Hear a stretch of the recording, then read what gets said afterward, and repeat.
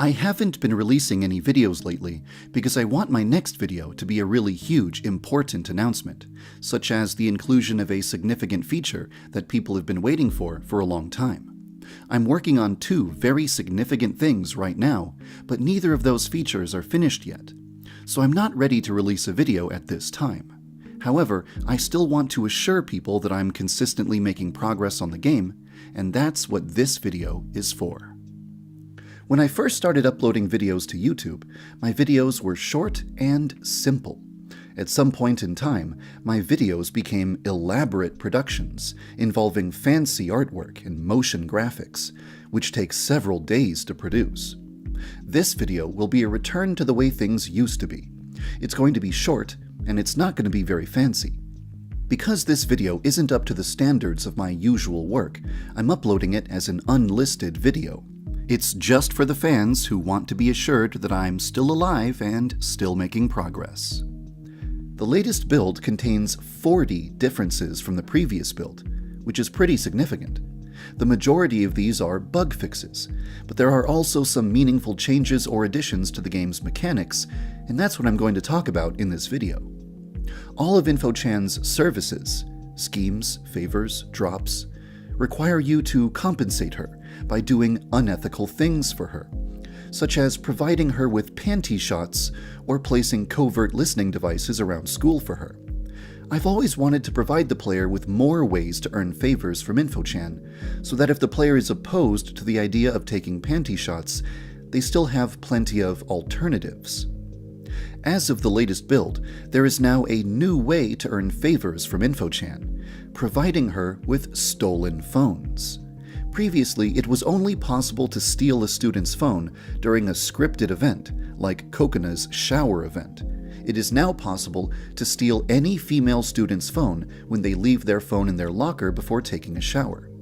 When you provide InfoChan with a stolen phone, she installs software on that phone that allows her to remotely access it. Then, she gives the phone back to you so that you can return the stolen phone to its owner by placing the phone on the owner's desk. With remote access to the student's phone, InfoChan can learn everything that the student does with her phone, which can provide InfoChan with blackmail over that student. In a future update, perhaps it will become possible to pay InfoChan to gain remote access to a student's phone. This would create the potential for gameplay mechanics that revolve around impersonating a student by sending text messages from their phone. At the end of the school day, any student who cannot locate their phone will tell the faculty about it. The faculty will check your belongings and expel you if they discover stolen goods in your inventory. The ability to ask students to follow you around school offers the player a massive advantage, since it can be used to lure a student to a place with no witnesses, or keep a student distracted for multiple hours. To balance this feature, there is now a timer on how long students will follow Yandere-chan, and the timer is linked to your reputation. The lower your reputation is, the less time students will follow you for, and the higher your reputation is, the more time students will follow you for. By default, students will only follow you for 35 seconds. A reputation of -100 will cause students to only follow you for 10 seconds, whereas a reputation of +100 will cause students to follow you for a maximum of 60 seconds. As an experiment, I've decided to make windows transparent in the latest build.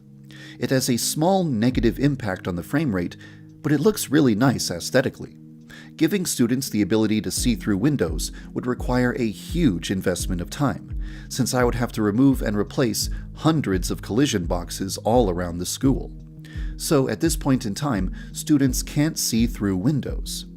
I'm not sure whether or not I'm going to keep things this way or change things back to the way they were before. I'll wait for player feedback before making a decision. There are a lot of animations in the game that just look bad. I don't want to release a build that contains Osana while there are still so many janky animations, so I've been replacing some of the game's worst animations. Here's an example of how things looked before and how things look now. No, wait. Huge improvement, right?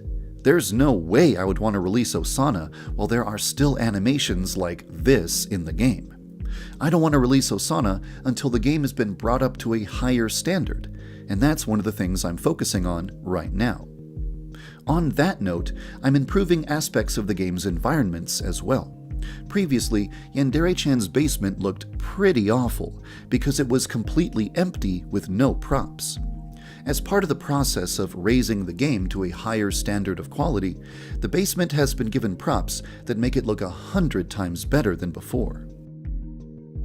I've made a tremendous amount of progress on the feature that I teased at the end of my last video. I'm really proud of what I've managed to accomplish.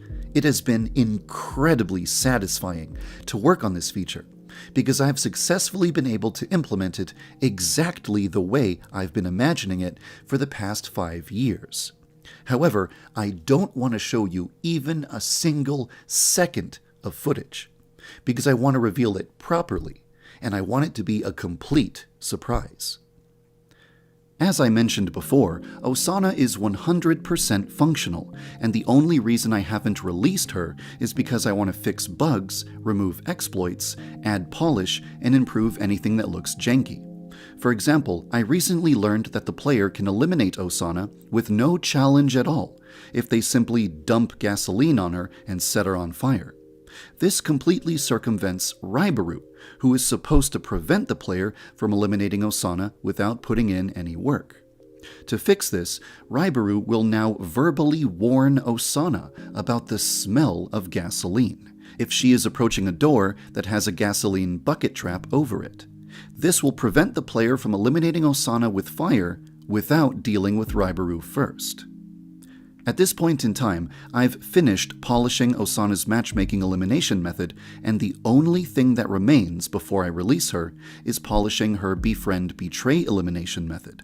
I'm really looking forward to finally being able to release her. I hope that this video has made you feel optimistic about the current state of the game's development.